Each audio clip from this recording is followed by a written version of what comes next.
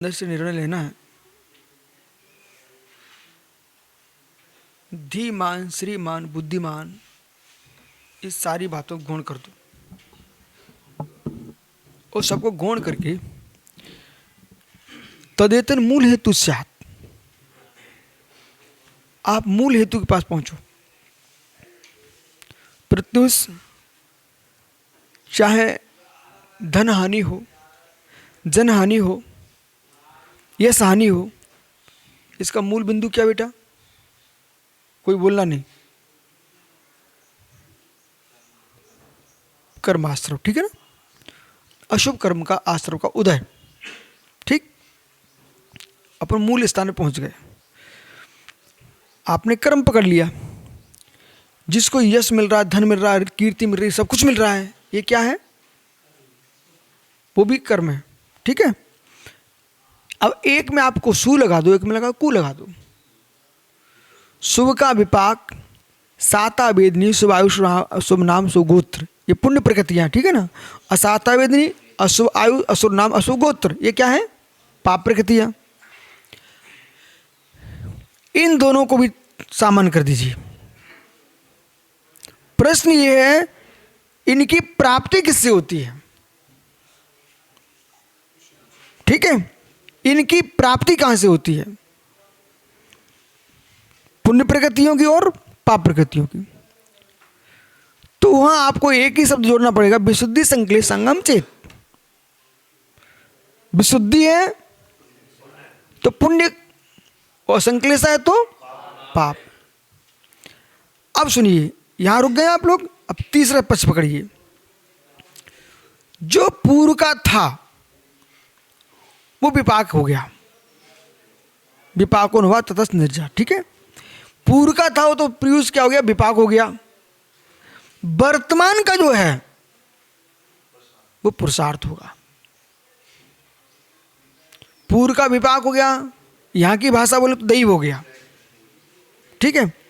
लेकिन वर्तमान का पुरुषार्थ, वर्तमान का पुरुषार्थ ही भविष्य का दैव रूप में घटित होगा। विपाक अनुभव की अपेक्षा घटित होगा, विपाक के रूप में आएगा। तो अब हमारे लिए समझना चाहिए, सुख दुख ये पुण्य आश्रव पाप आश्रव के कारण नहीं है। दुख सुख ये पुण्य पाप आश्रव के कारण नहीं है।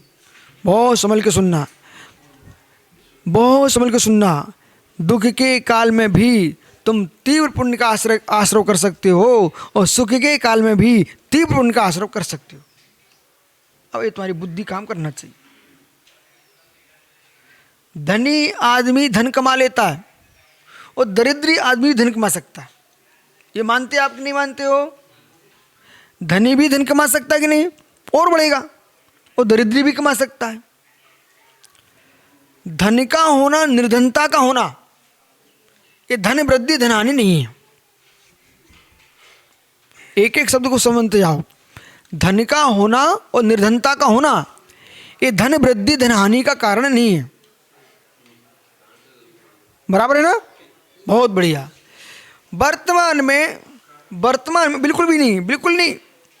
फिर से कहता हूं, धन हानि धन वृद्धि वर्तमान में तुम्हारे पास जो है वो तुम्हारे धन वृद्धि धन हानि का कारण नहीं है। कोई कारण नहीं है। वो तटस्थ में देखिए, जो आपको सुख मिल रहा है, आपको दुख मिल रहा है, ये तुम्हारे भविष्य के सुख दुख का कारण नहीं है। सुख मिल रहा है, ये भूत का पुण्य चल रहा था, इससे तुमको सुख मिल रहा है। दुख मिल रहा है, भूत के पाप का उदय वर्तमान में आ गया, दुख मिल रहा है। लेकिन ये सुख दुख भविष्य के सुख दुख का कारण नहीं है। यदि ये सुख दुख भविष्य के सुख दुख का कारण बन गया तो फिर पाप और तपस्या का कोई प्रश्न ही नहीं बचेगा। फिर सुख दुख से ही पुण्य पाप होते रहेंगे। इसलिए सुख दुख जो मिलता है वो तुम्हारे पुण्याश्रव पापाश्रव के कारण मिलता है। और पुण्याश्रव पापाश्रव का कारण कोई वस्तु नहीं है, कोई पदार्थ नहीं है, कोई व्यक्ति नहीं है, कोई संज्ञा नहीं है, कोई सर्वनाम नहीं है। सुख पुण्य पाप आश्रय कारण कोई है तो विशुद्धि संकीर्ण सांगम चेत। दुख के काल में भी विशुद्धि है तो पुण्याश्रय होगा, और सुख के काल में भी संकलेश है तो पापाश्रय होगा, और सुख के काल में भी विशुद्धि है तो पुण्याश्रय होगा। ये सिद्धांत है। इन सिद्धांतों को भोला जो नहीं जानता वो बिलखता फिरता घूमता। ऐसे लोग मिल जाएंगे देशराज जी भैया कि जिनके पास कौड़ी नहीं है, सुबह कौड़ी के लिए गांव गांव मोहल्ले मोहल्ले में घूमते तो मिल जाएंगे, बैठ करके नमोकार की माला शांति से भैरने फेरे तो पाप क्षय हो जाए, तो पुण्य बढ़े, तो काम बने। शुभ नहीं कर पाएंगे वे, तुम्हारे घर में रोने पहुंच जाएंगे, बिलखने पहुंच जाएंगे, भैया हमारे यहाँ कुछ है नहीं है, भैया हमें भी कष्ट दे रहे हैं। अरे ये बातें करने में तुम समय बर्बाद तो कर रहे हो, ऐसा क्यों नहीं कर लेते हो कि शांति से बैठो। संकट के काल में किसी घर मत भटको, संकट के काल में अपने शांति से घर बैठ कर भगवान की नाम लो। विपत्ति के काल में कोई साथ नहीं था, तुम चेहरा नहीं देखने आओगे, बोला मैं बता दे रहा हूं।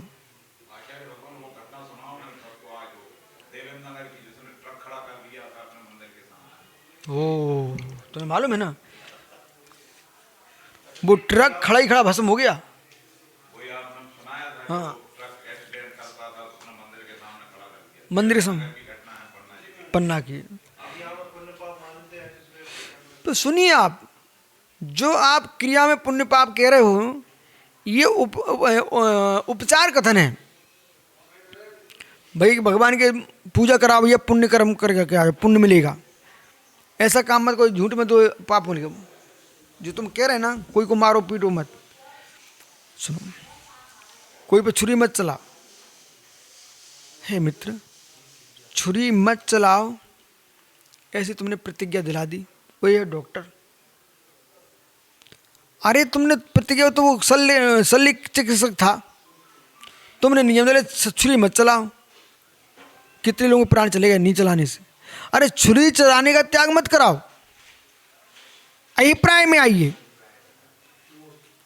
किसी को मारने के लिए छुरी मत चलाओ, और किसी के फोड़ा हो गया है तो उसको फोड़े को ठीक कर दो, मवाद निकाल दो। अभिप्राय देखना पड़ेगा। बोला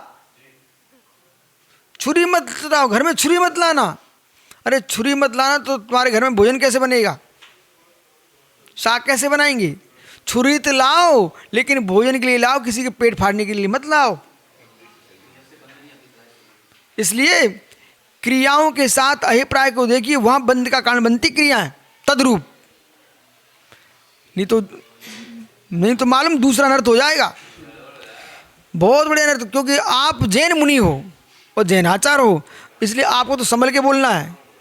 जो एक विद्वान थे, आप समझ जाना, उनने परिग्रह को पाप कहना बंद कर दिया और उसी पर जोर देना प्रारंभ कर दिया। उनको हमने धबला की छठवीं पुस्तक दिखलाई, बहुत सारे उमा रत्नकांड श्रावकाचार्य के श्लोक सुनाए दिखाए। वे एक अभिप्राय पकड़ गए थे, मूर्छा परिग्रह। अरे मूर्छा परिग्रह तुम पकड़ रहे हो तो आगे तो बढ़ोगे। मूर्छा परिग्रह अग्नि में उष्णता होती है, ईंधन में नहीं, बिल्कुल सही है। अग्नि में उष्णता ईंधन में नहीं, लेकिन ईंधन के बिना अग्नि होती कहाँ है, चलती कहाँ है अग्नि। तो कारण भी तो देखिए आप। ऐसे ही मूर्छा परिग्रह है, वस्तु परिग्रह बिल्कुल बराबर है, पर वो मूर्छा दौड़ती किस पर है, वस्तु पर। इसलिए आपको वस्तु भी हटाना पड़ेगी। ये जो अभिप्राय तुम्हारा, ये अज्ञान में अभिप्राय है। एक गांधी इसी में तो फेल हो गए बेचारे।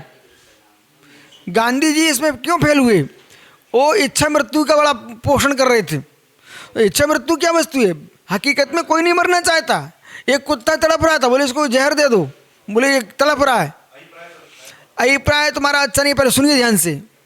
तुम्हारे खोटे अभिप्राय, अज्ञान में अभिप्रायों को अच्छा अभिप्राय नहीं कहेंगे। वो मरना चाहता है क्या, वो मरना चाहता है क्या, मरना चाहता है क्या। दूसरी बात, पांच इंद्रिय की हत्या कर करके तुम अभिप्राय को ठीक कर रहे अपना। अरे अज्ञान भी तो मिथ्यात है, ये तुम्हारा अज्ञान है। इसलिए स्याद्वाद पद्धति से चरणानुयोग की व्याख्या करना पड़ेगी। और जिसको चरणानुयोग पढ़ना हो ना उसको राजवार्तिक पढ़ना चाहिए। जितने पीयूष पीयूष पीयूष पीयूष जितने बोल रहे हैं चरणानुयोग चूल गए, ये चूल गए, उनको बोलो महाराज जी एक बार राजवार्तिक पढ़ लीजिए, आपके सारे बुद्धि ठीक हो जाए। राजवार्तिक ग्रंथ में पांचों व्रतों की व्याख्या न्याय के साथ की गई है। अब ये जो प्रश्न आया ना भैया का, इसलिए सामान्य प्रवचन 1 घंटा का निकल गया, सुन सुन के लोग भग गए। कक्षा में क्या ना तो अपने प्रश्न कर सक रहे हो, उत्तर ले रहे हो, ये बहुत जरूरी प्रश्न उत्तर है, अन्यथा आपके अभिप्राय उल्टे हो जाएंगे। इसलिए आपको बोध होना चाहिए, हर कार्य में आप सम्यक शब्द का प्रयोग कीजिए, समीचीन। आचार्य समंतव्य स्वामी ने धर्म की व्याख्या नहीं की, आचार्य समंतव्य स्वामी ने धर्म की व्याख्या नहीं की। उन्होंने कहा समीचीन देश्यामी समीचीनम धर्म कर्म निवर्णम, समीचीन धर्म की व्याख्या की है। धर्म की व्याख्या करने तो बहुत सारे लोग, एक आदमी बैठा हुआ छुरी लिए, आप ही ने बताया था हमको एक दिन, छुरी लिए बैठा मालूम, वो बोल रहा है, बोले हमारी पुरानी परंपरा है, इसकी परंपरा उसकी परंपरा है, और छोटे सा मेमना लिया बच्चा एक मेढ़े का बकरी का, उसने एक मार दिया। और मालूम उसने ऐसे, जैसे क्या बताऊं, जैसे थ्रेसर में पूले डालते पूले, ऐसे ऐसे उठाया बच्चा और ये मारा ये फेंका, उठाया ये मारा वो फेंका। इतना पापी हो, इतना कसाई व्यक्ति, वो कह रहा हमारा धर्म है, हमारा धर्म है, मार मार के फेंक रहा था। तो उसका अभिप्राय सम्यक है क्या? समझ रहे ना? इसलिए ऐसे पापियों से जो शरीर से मुक्ति करा रहा है, किससे मुक्ति करा रहा है? पहले अपने पापों की तो मुक्ति कर ले, कोई अभिप्राय नहीं है। चलिए इसलिए आगे चलो भाई, घड़ी देखो, घड़ी देखो हैं? समीचीन अभिप्राय से मतलब हमारा है जिसमें सत्य अहिंसा अचो ब्रह्मचर्य परिग्रह की सिद्धि होती, वही समीचीन है।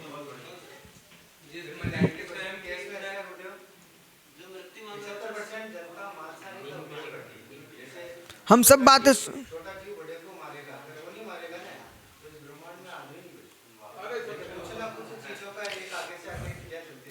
ये सारी बातें तुम्हारे मस्तिष्क में कहां से उत्पन्न हो रही है? आप परेशान क्यों हो रहे हो? प्रकृति का परम प्रकृति में चलने, तो तुम क्यों सोच रहे हो?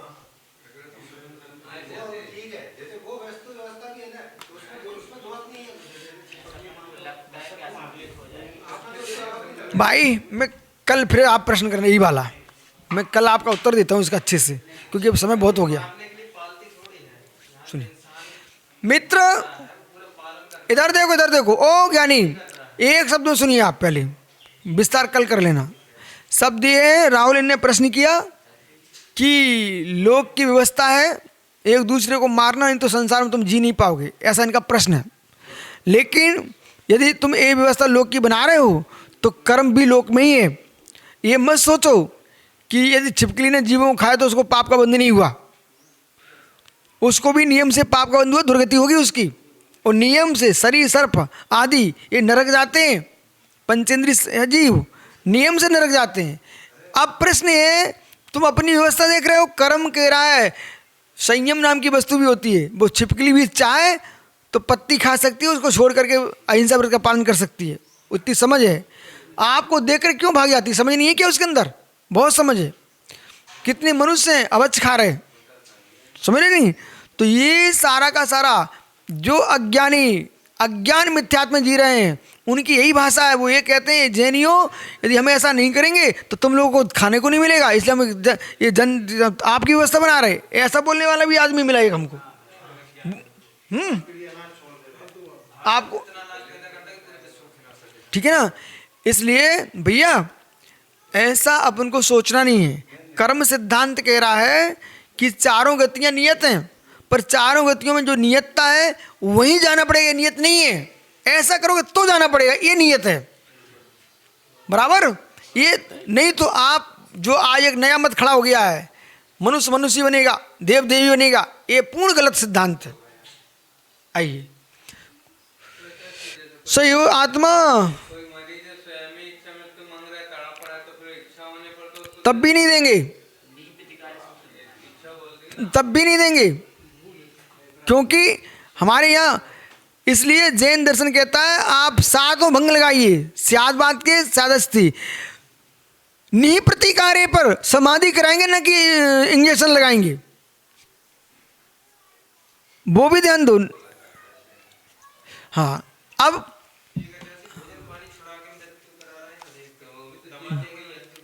हाँ, जो भोजन पानी जबरदस्ती छुड़ा के करा रहे हैं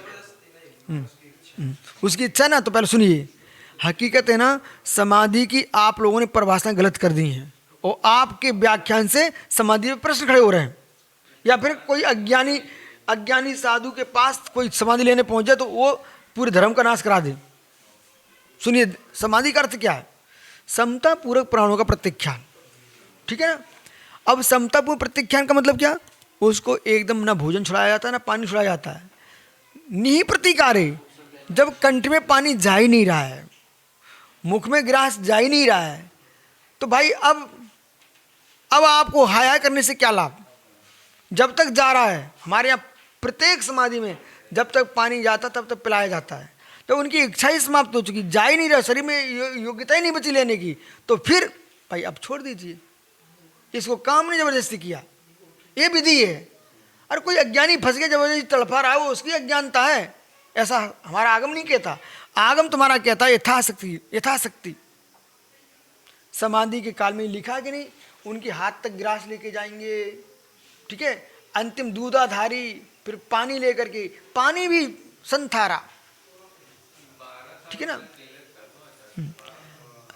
अब बोला कल मिलते हैं, आइए।